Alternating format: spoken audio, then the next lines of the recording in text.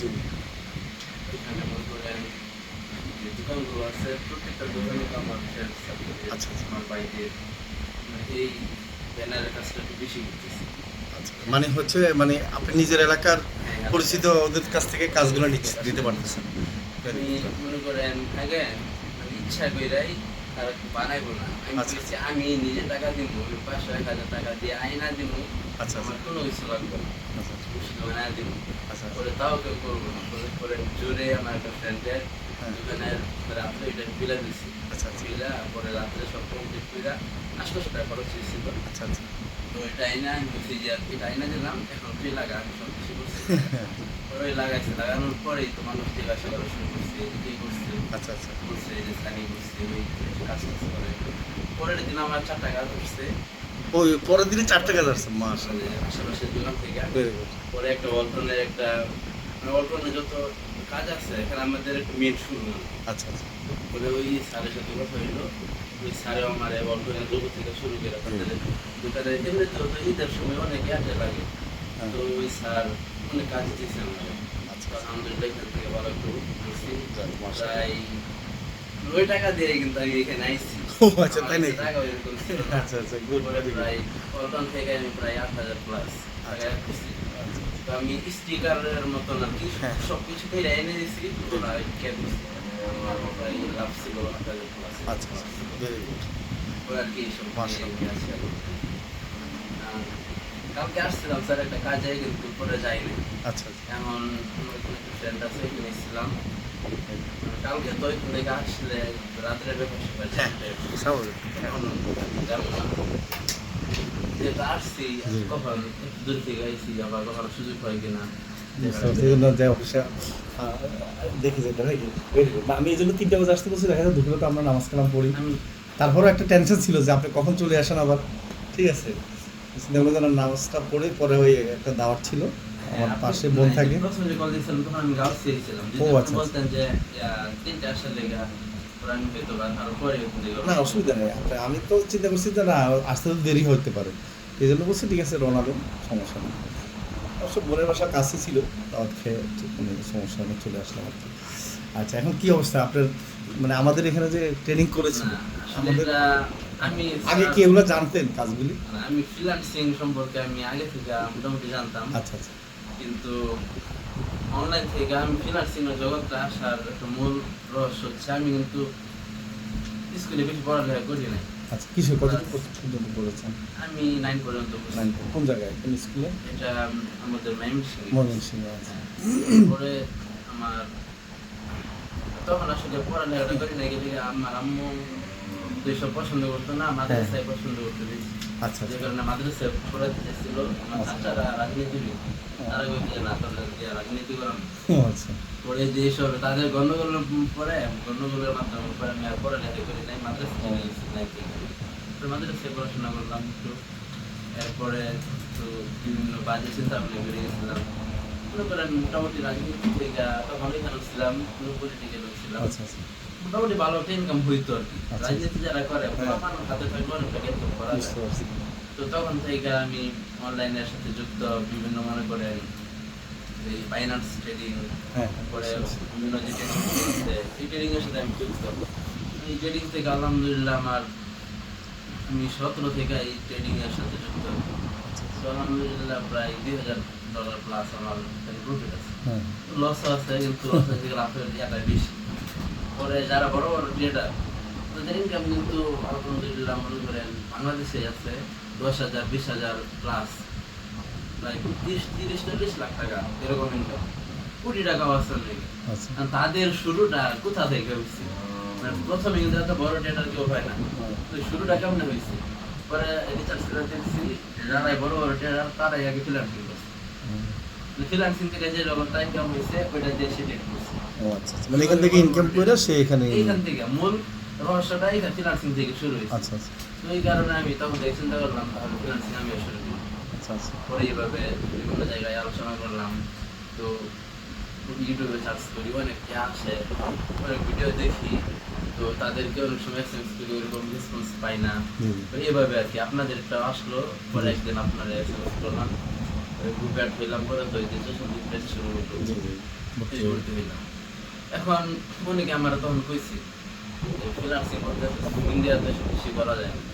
কিন্তু এখন যেসব পোলাপানি কইতো ওইসব পোলাপানি আমার সামনে এইসব বিষয় কিছু পাই না, আমরা লজ্জার মতন চুপচাপ বসে থাকি। মোটামুটি আলহামদুলিল্লাহ আমার আত্মীয় স্বজন যারা ছিল আগে তো আমার এরকম সাপোর্ট, কিন্তু এখন কিছু হইলেই এই মনে করেন এখন তো অনেক কাজ ফিনান্সিং এ ডিজিটাল মার্কেটিং এ তো অনেক কাজ, অনেক কাজ, অনেক সেক্টরে কাজ আছে, যে সেক্টরগুলো আপনার সবারই হেল্প লাগে এখন টুকিটাকি। অনেক কাজ।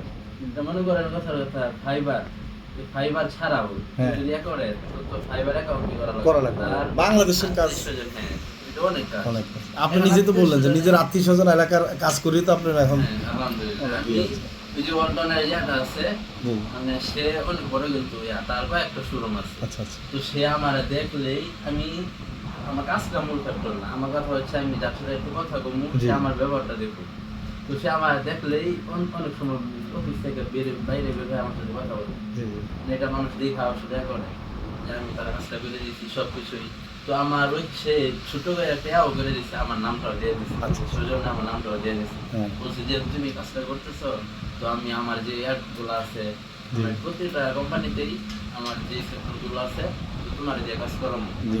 তো সে আমার ব্যবহারের কিন্তু মুগ্ধ, হ্যাঁ। কাজের না, ওর বুঝতে কাছে আমার পারছি। ব্যবহারের মুগ্ধ। তো এই কারণে আমি মোটামুটি অনলাইন থেকে বটনের কাছ থেকে ভালো একটা ভালো। সামনে করতে পারবো আর কি। বুঝতে পারছি, মানে এখন পরিচিত হয়ে গেছে তো এখন অনেকে কাজ দিবে, অনেকে কাজ দিবে। এটা এটা একটা ভালো, আর কাজের কোয়ালিটি ভালো থাকলে হয় কি আপনার যদি তারা খুশি হয় তখন হবে কি ওরাই সন্তুষ্ট হয়ে আরেকজনকে বলবে। এটাই না। অসংখ্য ধন্যবাদ, আপনি এত কষ্ট করে এখানে আসছেন, আবার সফলতা অর্জন করেছেন। তো এই লাইনে আমি একটা আপনাকে বলবো যে 2 বছর যদি এই লাইনে কেউ থাকে, 2 বছর হচ্ছে এটা একটা মানে মানে হাই ইনকাম সোর্সের একটা মানে পিরিয়ড আর কি। 2 বছর যদি লেগে থাকতে পারেন, 2 বছর পর একটা মান্থলি একটা ভালো ইনকাম হবে, আর 6 মাস পর থেকে ইনকাম শুরু হয় মানুষের মোটামুটি। আমি পরিপূর্ণ আপনাদের কোর্সে ঢোকার আগে পরিপূর্ণ নিয়োগ করছিলাম যে আমি বাইরে চলে যাবো, আচ্ছা আচ্ছা। পাসপোর্ট করছি। জি। পরে আমি আপনাদের এই ইয়েগুলা ভালো করে একটু চিন্তা ভাবনা করলাম, গবেষণা করলাম। পরে চিন্তা করে দেখলাম যে আচ্ছা, বাহিরে যাবো, এখানে আমার 5-6-7 লাখ টাকা ইনভেস্ট করা লাগবে। হ্যাঁ। তো বাহিরে যে যাবো কথার কথা এখানে গেলাম 1-2 বছর থাকলাম, 1-2 বছরে কিন্তু আমার ওই ইনভেস্ট করা টাকাটা কিন্তু উঠবে।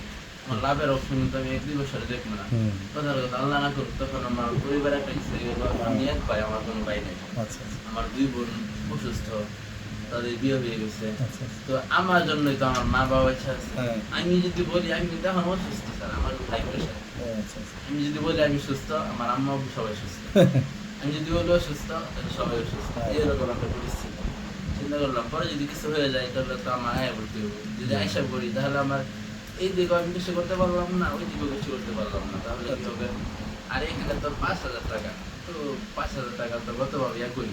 Right right. তো দেখি 5,000 টাকা, আচ্ছা আমি ইয়ে করলাম 5,000 টাকা, আমি দেখি আমি এমনিতেই দিয়ে দিলাম একজনকে। এবার এরকম চিন্তা করে তারপর ভর্তি হয়েছে। হ্যাঁ, আমি ভর্তি হয়েছি। বুঝতে পারছি। আর আমাদের এখানে যে রকম শিখাচ্ছে দেখেন এত কম টাকা, আবার যেরকম সাপোর্ট দিচ্ছে না স্যার, আমার মনে হয় না কোথায় আছে। আমি আপনার যখন আমি এগুলো খুঁজতেছিলাম জি, জি। তখন আমি আর অনেক জায়গায় ঢাকায় অনেক জায়গায় আমি করছি, তারা বলছে যে ফোনের মাধ্যমে এটা সম্ভব হবে না, না, right. এটা সরাসরি আসলে অফলাইনে আমরা করাবো। জি। তো আমি একটা জায়গায় আমি গেছিলাম, কিন্তু আমি কিশোরগঞ্জে গেছিলাম।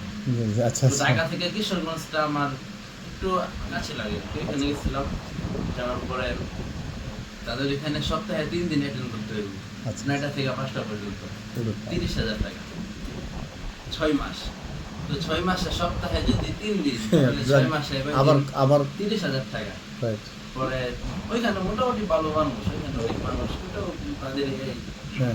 ওই দিকেরই, বাইরের কোনো এত মানুষ না। জি। ওরে তাদের আচার ব্যবহার আমি কইছি আচ্ছা স্যার কথার কথা, আমি প্রথমে 50% দিই, হ্যাঁ। আমি দিয়ে অ্যাক্টিং করি। পরে না না না এরকম সুযোগ নাই, আমরা আপনারা কিছু ছাড় দিতে পারবো। তখন গেছিল 27,000 টাকা আচ্ছা।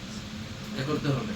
পরে চিন্তা করছি যে পরে কইছে যে আপনারা যে ক্লাসটা আছে, আমি কইছি যদি কোনোদিন আমি ক্লাসটা মিস দিই তো এটা কি পরবর্তীতে আমার কিছু ইয়া করে আছে?